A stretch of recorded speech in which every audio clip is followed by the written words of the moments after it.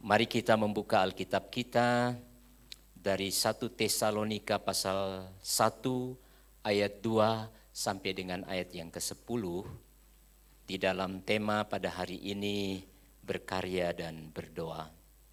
1 Tesalonika pasal 1 ayat yang kedua sampai dengan ayat yang ke-10.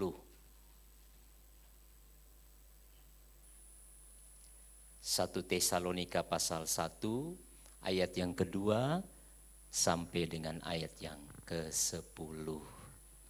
Bagi yang kesulitan membaca Alkitab karena hurufnya kecil bisa dibantu oleh layar di depan ya. 1 Tesalonika 1 ayat 2 sampai 10. Saya akan membacakan buat saudara. Kami selalu mengucap syukur kepada Allah karena kamu semua dan menyebut kamu dalam doa kami. Sebab kami selalu mengingat pekerjaan imanmu, usaha kasihmu dan ketekunan pengharapanmu kepada Tuhan kita Yesus Kristus di hadapan Allah dan Bapa kita. Dan kami tahu, hai saudara yang dikasihi Allah, bahwa Ia telah memilih kamu. Sebab Injil yang kami beritakan bukan disampaikan kepada kamu dengan kata-kata saja, tetapi juga dengan kekuatan oleh Roh Kudus dan dengan suatu kepastian yang kokoh. Memang kamu tahu bagaimana kami bekerja di antara kamu oleh karena kamu, dan kamu telah menjadi penurut kami dan penurut Tuhan. Dalam penindasan yang berat kamu telah menerima firman itu dengan sukacita yang dikerjakan oleh Roh Kudus, sehingga kamu telah menjadi teladan untuk semua orang di wilayah Makedonia, Akaya. Karena dari antara kamu firman Tuhan bergema bukan hanya di Makedonia dan Akaya saja, tetapi di semua tempat telah tersiar kabar tentang imanmu kepada Allah, sehingga kami tidak usah mengatakan apa-apa tentang hal itu. Sebab mereka sendiri bercerita tentang kami, bagaimana kamu sambut dan bagaimana kamu berbalik dari berhala-berhala kepada Allah untuk melayani Allah yang hidup dan yang benar. Dan yang menantikan kedatangannya dari sorga yang telah dibangkitkannya dari antara orang mati, yaitu Yesus yang menyelamatkan kita dari murka yang akan datang. Saudara yang dikasihi oleh Tuhan Yesus Kristus, saya memulai dengan sebuah organisasi dunia yang bernama The Christian Men's Movement, atau yang di Indonesia dikenal dengan istilah pria sejati, ya. Men's Fellowship. Itu gerakan itu muncul tahun 1980 dan ada kalimat yang memang masih terdengar sampai sekarang ini yang perlu kita resapi baik-baik. Perhatikan kalimatnya. 1 ons ketaatan lebih berharga dari 1 ton doa. Mengapa? Karena pada waktu itu gereja orang-orang Kristen khususnya pria-pria terjebak dalam sebuah spiritual di mana mereka beranggapan doa menjadi final. Dengan doa semua persoalan beres. Satu sisi betul. Tetapi akhirnya orang-orang Kristen mengabaikan yang namanya ketaatan. Dan kalimat ini bagi saya ini teguran yang paling keras kepada orang Kristen juga di zaman sekarang dan juga mungkin kepada kita. Apa artinya kita berdoa terus-menerus tetapi tidak ada ketaatan? Itu sebabnya kalimat 1 ons ketaatan lebih berharga dari 1 ton doa. Nah, kalimat ini kritikan yang paling tajam kepada kita juga pada waktu ini. Apakah ketika kita berdoa juga dibarengi dengan ketaatan kepada Tuhan, atau berdoa menjadi sebuah tesa yang berdiri sendiri?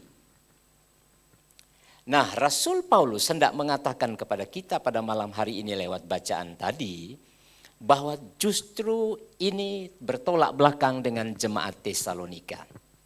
Rasul Paulus begitu bangga dengan jemaat di Tesalonika sampai muncul dalam bacaan tadi. Perhatikan saudara. Kami selalu mengucap syukur kepada Allah karena kamu semua. We give thanks to God always. Nah, kata always ini di dalam bahasa Yunani itu menggunakan kata pantote yang artinya terus-menerus tidak berhenti. Kita mendoakan orang, bisa enggak terus-menerus? Belum tentu. Apalagi misalnya orang itu melukai kita, bisa saja tidak berdoa. Tapi di sini jelas disebutkan terus-menerus karena kata pantote tadi, tidak berhenti. For you all, untuk kamu semua. Dan menyebut kamu dalam doa kami. Saudara perhatikan ya, menyebut kamu dalam doa kami yang diucapkan terus-menerus. Yang saya sebutkan di situ, making mention of you in our prayers. Prayers pendoa ini di dalam bahasa Yunani menggunakan kata proseuke. Doa di tempat khusus dan berkali-kali.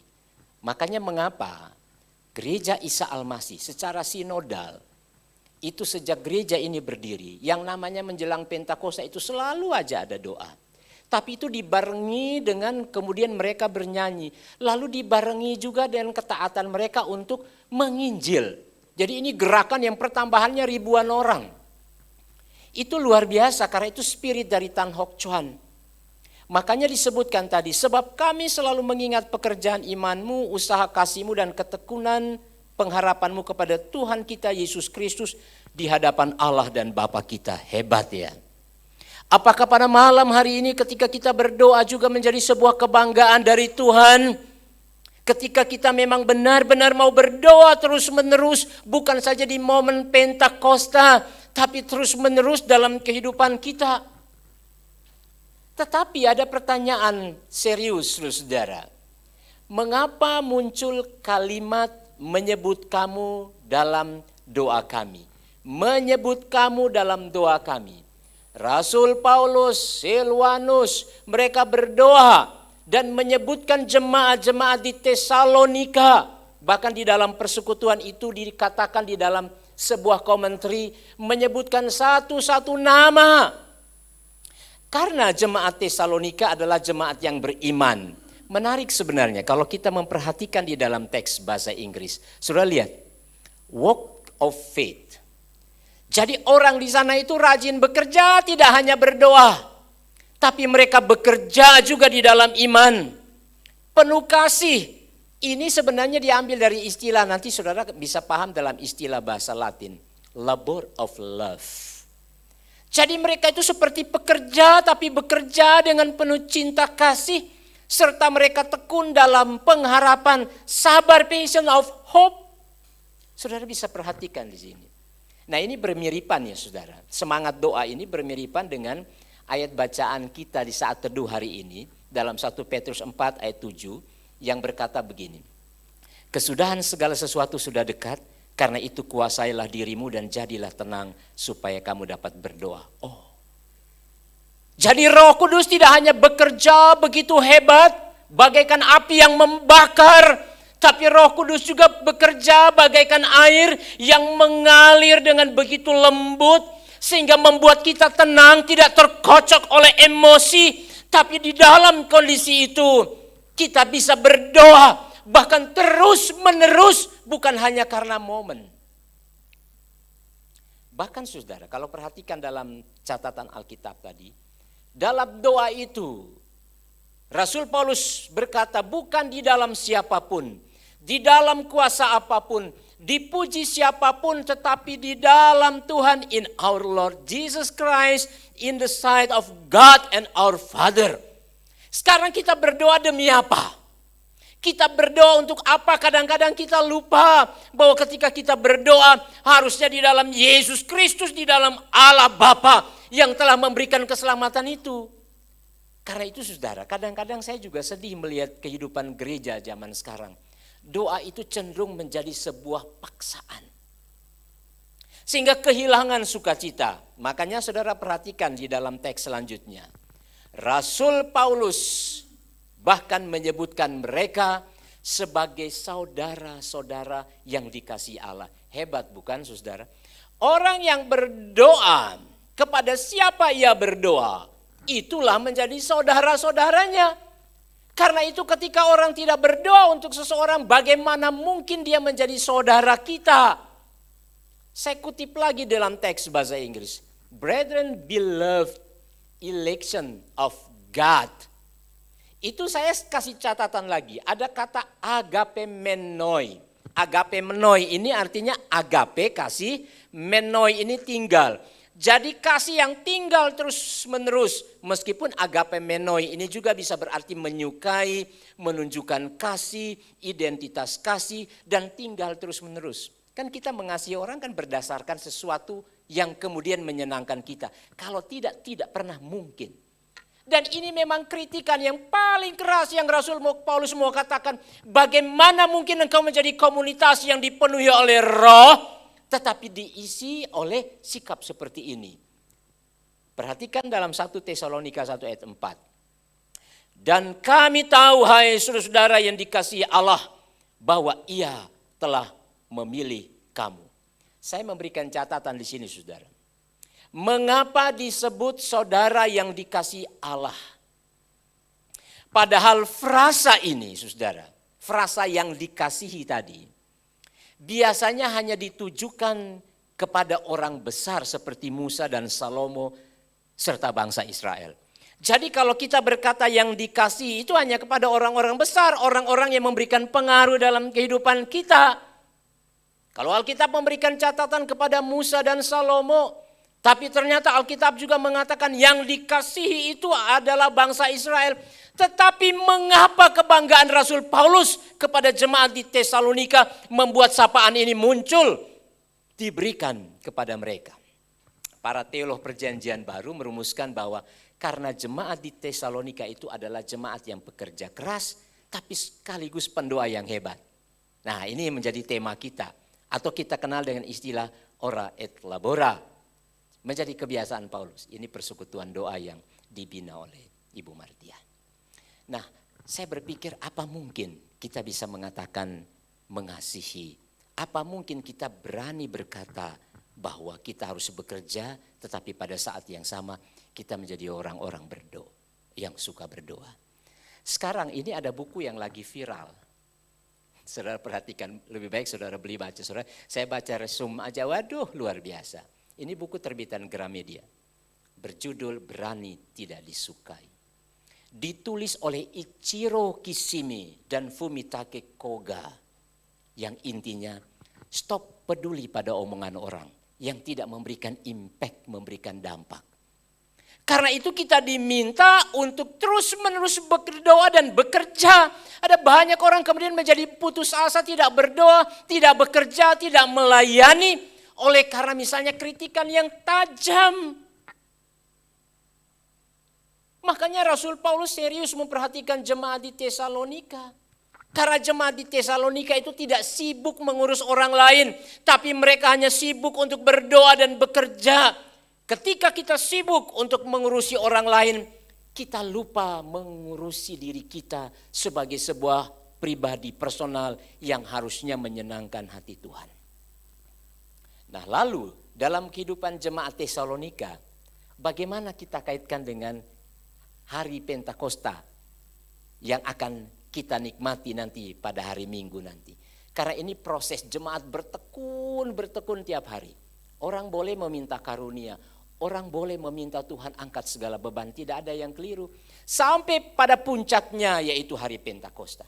Nah, kalau kita coba untuk merumuskan ayat bacaan kita dengan cepat, ada 3 pokok perenungan buat kita pada malam hari ini. Mari kita lihat. Yang pertama, kalau memang kita yakin bahwa Roh Kudus itu ada dalam hidup kita, kita dipenuhi oleh Roh Kudus, maka ditandai dengan sikap taat. Itu saja. Saudara di rumah saudara taat tidak? Saya selalu bilang kepada anak saya, kalau kamu tidak taat berarti kamu tidak ingin tinggal di rumah ini. Sederhana. Karena tadi seperti yang dikatakan oleh pria sejati tadi. Nah, saya sengaja memang mengutip teks-teks ini supaya menolong kita. Saudara perhatikan. And ye became followers of us. Jadi kita ini menjadi pengikut yang taat. Ini kalau sistem IG atau apapun kan ada followersnya. Tapi saudara perhatikan ada satu kata yang muncul untuk menyebutkan istilah followers itu, yaitu mimetes, yaitu peniru. Jadi kalau kita percaya bahwa Roh Kudus memenuhi pikiran, memenuhi hati dan hidup kita, maka kita meniru apa yang Roh Kudus kerjakan. Hanya itu, tidak ada yang lain. Nah, kata mimetes ini nantinya muncul juga kata matetes, disciples, murid. Jadi ternyata orang yang taat itu seperti anak sekolah yang kemudian dia mau belajar supaya dia dapat banyak pengetahuan untuk dia bertumbuh terus. Jemaat di Tesalonika menjadi jemaat yang taat dan dengar-dengaran akan Injil, pengajaran yang disampaikan oleh Paulus, Silwanus, dan Timotius. Hebat bukan? Nah, sekarang pertanyaan buat kita. Kita akan menggunakan momen ini sampai hari Pentakosta nanti. Di mana bukti ketaatan kita? Adakah ketaatan kita kepada Tuhan? Atau kita berjalan menurut naluri dan keinginan kita? Perhatikan di dalam 1 Tesalonika 1 ayat 6. Dan kamu telah menjadi penurut kami dan penurut Tuhan. Bukan sekedar followers tadi ya. Dalam penindasan yang berat kamu telah menerima firman itu dengan sukacita yang dikerjakan oleh Roh Kudus. Ternyata kita menuruti, bahkan kita menerima berbagai ujian yang terjadi dalam hidup kita. Sekarang ujian apa yang sedang membelenggu kehidupan kita? Ujian sakit penyakit kah? Ujian bisnis kah? Ujian keluarga kah? Atau ujian-ujian emosional yang tidak terkendali dalam kehidupan kita kah? Atau ada ujian-ujian yang membuat kita mengalami tekanan luar biasa? Ya, Tuhan minta kita taat, dan ketaatan itulah bukti kehadiran Roh Kudus. Jadi saudara jangan bayangkan dulu bahwa kehadiran Roh Kudus itu hanya berkaitan dengan karunia-karunia rohani, tidak. Hal sederhana. Saudara lihat kalau di dalam film itu tentara-tentara Amerika kalau diperintahkan yes sir, yes sir, yes sir. Coba tanya Ibu Martia atau Pak Kolonel Rusamsi. Itu ajudan, mereka hormat kepada pemimpin. Disuruh apa saja, tembak ya tembak. Nah, Rasul Paulus mau mengatakan kita juga begitu. Jadi pertama, ketaatan itu bukti dari kehadiran dan dipenuhi oleh Roh Kudus. Hati-hati kita mengawal kehidupan kita. Yang kedua, pekerjaan Roh Kudus atau dipenuhi Roh Kudus itu selalu ditandai dengan ciri menjadi teladan. Wah, menjadi teladan ini bukan perkara yang mudah. Misalnya seorang ayah atau seorang ibu, dia kan harus menjadi teladan buat anak-anaknya. Nah, teladan ini tentu ada banyak perkara yang harus kita kerjakan. Tapi coba perhatikan saudara di situ. Di dalam teks King James Version ini. So that ye were ensamples to all that believe in Macedonia and Achaia. Saudara perhatikan, ensamples. Di dalam bahasa Yunani saya langsung sebutkan di situ dengan kata tupos. Bekas bersedia luka.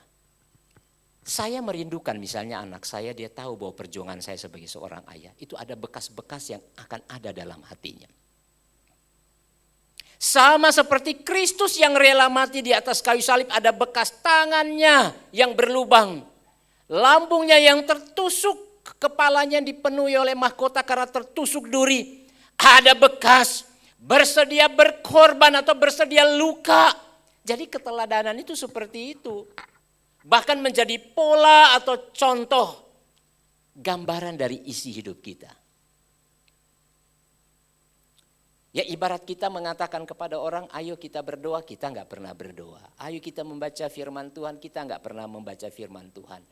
Ayo kita menaikkan pujian dengan sungguh-sungguh, kita nggak menaikkan pujian dengan sungguh-sungguh. Jadi saudara perhatikan di situ. Pola, contoh, gambaran, dan isi. Sehingga menjadi contoh bagi orang percaya bahkan sampai di Makedonia dan Achaia. Wah, keteladanan kita bukan hanya dalam keluarga saja, tetapi di dalam gereja juga begitu. Di dalam kehidupan bermasyarakat kita juga begitu. Wah, orang Kristen, jemaat Giagalunggung itu hebat ya. Dipenuhi Roh Kudus, tapi juga bukan hanya taat, tapi juga memiliki keteladanan. Saudara perhatikan dalam 1 Tesalonika 1 ayat 7. Sehingga kamu telah menjadi teladan untuk semua orang yang percaya di wilayah Makedonia dan Achaia. Hebat bukan? Ada beberapa jemaat yang misalnya telepon ke saya berkaitan dengan suasana di kantor dan lain sebagainya. Ya memang cara yang paling terbaik itu kita datang tepat waktu. Tetapi pada saat pulang, ada perusahaan-perusahaan yang karyawannya pulangnya tidak tepat waktu. Karena mereka rela berkorban dan itu sebuah keteladanan dan pemimpin paling gampang lihat. Pemimpin paling gampang lihat anak buahnya model-modelnya. Apa benar itu menjalankan tugas dengan penuh keteladanan atau tidak? Siapkah kita berkata kita dipenuhi oleh Roh Kudus, tapi sekaligus pada saat yang sama kita juga menjalani kehidupan penuh teladan bagi orang lain. Yang ketiga, yang terakhir. Pekerjaan Roh Kudus atau dipenuhi Roh Kudus ditandai dengan semangat memberitakan Injil. Ini poin yang ketiga. Sesuai dengan teks tadi, karena saya mau setia pada teks, tidak mau bergeser. Jadi orang yang dipenuhi oleh Roh Kudus, pertama taat, yang kedua teladan, dan yang ketiga ya semangat untuk memberitakan Injil. Saudara perhatikan, for from you sounded out the word of the Lord, not only in Macedonia and Achaia, but, saudara perhatikan di situ ada titik-titik. Tapi perhatikan sounded. Ini di dalam bahasa Yunani menggunakan kata exekeo, yang artinya menyanyikan, mengumandangkan, dan memperdengarkan. Makanya orang Kristen kalau disebut orang Kristen yang diam, saya juga tidak setuju. Orang Kristen harus bersuara bagaikan orang bernyanyi, mengumandangkan, memperdengarkan tentang Yesus, dan di situ Allah Roh Kudus bekerja. Jadi kalau saudara kita tidak memberitakan Injil, kita tidak berkata-kata tentang Injil kepada orang lain, maka sesungguhnya kita tidak dipenuhi oleh Roh Kudus. Jadi sederhana saja menurut konteks Tesalonika ini. Orang yang dipenuhi oleh Roh Kudus, maka sudah pasti dia selalu ingin menyanyikan, mengumandangkan, dan memperdengarkan. Saudara Robert dan Lea, penyanyi, dulu kan berjemaat di Gereja Isa Al-Masih Pegangsaan. Lalu pada waktu itu mereka rindu untuk rekaman dan lain sebagainya sehingga habis waktu mereka ya. Lalu kemudian mereka akhirnya menjadi penyanyi, lalu menjadi pelayan dan seterusnya. Kalau ditanya kepada mereka sederhana saja, mereka ingin bersaksi lewat pujian. Jadi saudara bisa membayangkan, lewat puji-pujian kita tiap minggu. Benar enggak itu sebagai bentuk kita memberitakan Injil? Nah itu bukti Allah Roh Kudus. Bisa enggak dalam kehidupan kita mengumandangkan, berbicara tentang Injil, memperdengarkan sampai orang mendengar tentang siapa itu Tuhan Yesus Kristus.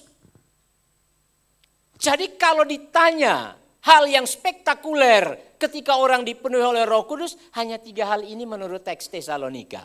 Yang pertama adalah taat, yang kedua adalah teladan, yang ketiga adalah semangat memberitakan Injil itu.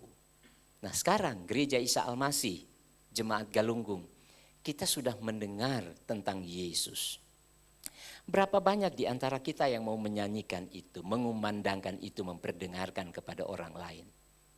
Entah dalam bentuk aktivitas usaha bisnis kita, pekerjaan kita, atau mouth of mouth, dari mulut ke mulut kita menyampaikan tentang Kristus. Pertanyaan kepada kita, maukah kita membiarkan Allah Roh Kudus bekerja dengan hebat supaya kita menjadi pribadi yang taat, menjadi teladan, tapi terus memberitakan Injil dalam kehidupan kita? Kalau itu kita kerjakan, firman Tuhan akan bergema tersiar di mana-mana. Baik itu di tetangga kita, dalam kehidupan bermasyarakat, sama seperti jemaat Tesalonika. Makanya saya memberikan catatan, saudara perhatikan. Memberitakan Injil adalah puncak dari Pentakosta dan bukan pada soal-soal karunia yang diidamkan. Hati-hati saudara. Jadi ketika Allah Roh Kudus itu turun dan bekerja dalam kehidupan kita, sampai pada puncaknya adalah kita memberitakan Injil. Jangan pernah mencari keuntungan apapun dalam kita melayani, dalam bergereja. Termasuk dalam doa menjelang Pentakosta ini. Selain mau dibentuk menjadi pribadi yang berkenan. Supaya kita menjadi orang yang taat. Menjadi orang yang penuh dengan keteladanan. Tapi pada saat yang sama bisa untuk memberitakan Injil itu. Makanya mengapa gereja berdiri di hari Pentakosta? Karena disitulah tersiar kabar tentang Allah Roh Kudus. Baru nanti setelah itu Roh Kudus bekerja dengan karunia-karunianya untuk memastikan bahwa semua harus maksimal melayani pekerjaan Tuhan. Lanjut sudah perhatikan, dengan dipenuhinya Roh Kudus dalam hidup, maka kita juga dilarang memanipulasi ketaatan demi terlihat rendah hati. Dilarang memanfaatkan keteladanan demi popularitas diri. Dan dilarang mengambil keuntungan apapun dalam memberitakan Injil. Ingat baik-baik saudara. Hanya ini yang sebenarnya Rasul Paulus mau katakan. Itu bukti kita dipenuhi oleh Roh Kudus. Saudara, bagaimana mungkin kita sebagai warga gereja Isa Al-Masih, khususnya jemaat Galunggung, kalau kita betul-betul merasa menikmati Allah Roh Kudus itu bekerja, hanya ini yang kita bisa kerjakan. Makanya saya mengutip apa yang dikatakan oleh Charles G. Finney. Dia seorang tokoh kebangunan rohani Amerika abad yang ke-19. Dia berkata begini, kesempurnaan kasih itu harus terwujud dalam kehidupan masyarakat dan persekutuan. Bukan hanya kehidupan pribadi saja. Sudah tahu George Finney ini, wah kalau khotbah KKR itu ngeri. Meskipun memang kita harus akui bahwa Billy Graham almarhum, wow itu kalau berkhotbah luar biasa. Tapi Charles J. Finney ini sedang menekankan bahwa kerohanian kita bukan hanya di gereja. Kerohanian kita bukan hanya soal saat teduh pribadi. Kerohanian kita itu berdampak kepada orang lain, terutama dalam masyarakat. Dengan cara apa? Tadi, taat, penuh keteladanan, dan semangat memberitakan Injil. Maukah saudara agar benar-benar Roh Kudus bekerja dengan maksimal sehingga menjadikan kita pribadi yang benar-benar taat, menjadi teladan dan memberitakan Injil. Selamat bekerja dan berkarya, tetapi juga selamat berdoa, mengikuti rangkaian doa menjelang Pentakosta sampai kita merayakan pesta Pentakosta. Amin.